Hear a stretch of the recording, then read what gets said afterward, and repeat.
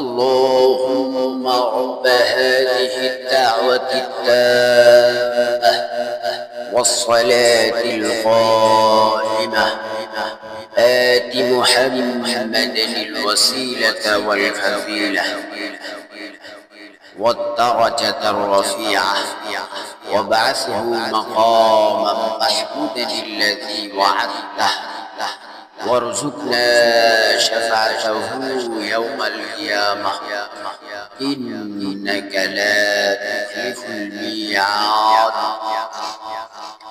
হে আল্লাহ, এই পরিপূর্ণ আহ্বান ও শাশ্বত নামাজে তুমি প্রভু হযরত মুহাম্মদ সাল্লাল্লাহু আলাইহি ওয়াসাল্লামকে দান করো বেহেশতের সর্বোচ্চ সম্মানিত স্থান এবং সুমহান মর্যাদা, আর তাকে অধিষ্ঠিত করো শ্রেষ্ঠতম প্রশংসিত স্থানে, যার প্রতিশ্রুতি তুমি তাকে দিয়েছ।